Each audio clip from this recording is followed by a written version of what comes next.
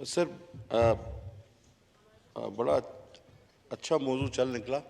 मैं तो नहीं चाहता कि इस पे ज़्यादा बात हो, क्योंकि फिर हम भी उनके सिर्फ में खड़े हो जाएंगे। वो कहेंगे कि पिछले वालों ने ये किया और पिछले वालों ने ये किया और 4 साल निकाल देंगे। तो मैं नहीं चाहता हम उस सिर्फ में खड़े हों, लेकिन अब सवाल है तो है। इससे पहले शेख रोयल असगर साहब का एक सवाल था, वो मौजूद नहीं। उन्होंने ये लिखा है कि गुज़िश्ता 4 सालों में कोई हार्ट सेंटर या दिल के इलाज के लिए कोई अस्पताल बनाया गया या उसकी इब्तिदा की गई।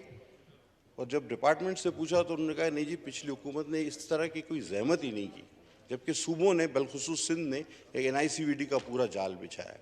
अब जिस कानून की तरफ मेरी बहन का इशारा है, इसे कहते हैं MTI, यानी ये पिम्स अस्पताल को प्राइवेट करके एक तरह से ये दे दिया गया है मेडिकल ट्रेनिंग इंस्टीट्यूट के हवाले से।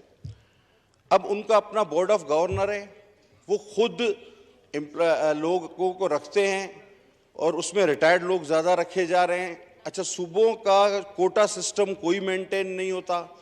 वहाँ पर यह है कि जी डॉक्टर दिन में एक वक्त तक पब्लिक सर्विस करेंगे और उसी अस्पताल को फिर प्राइवेटली अपने लिए भी रन करेंगे, जो कि मुमकिन ही नहीं है।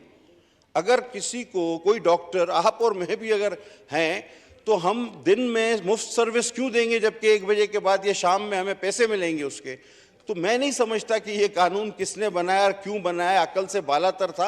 इसकी हमने उस वक्त मुखालफत की थी, लेकिन हस्बे रिवायत बगैर पढ़े अभी वो कानून पेश ही नहीं किया जाता था। तो आपकी चेयर पे जो आपसे पहले लोग मौजूद थे वो कहते थे पढ़ा हुआ समझा जाए और पास किया हुआ समझा जाए। अभी वो पढ़ता ही नहीं था वजीर अपना कानून, तो ये उसी तरह बिल्डोज होके कानून बना था। यस, इस पे गुफ्तो शुनीद सलाह मशवरा जारी है और इस तरह के सारे काले कानून इंशाअल्लाह रिव्यू में जा रहे हैं।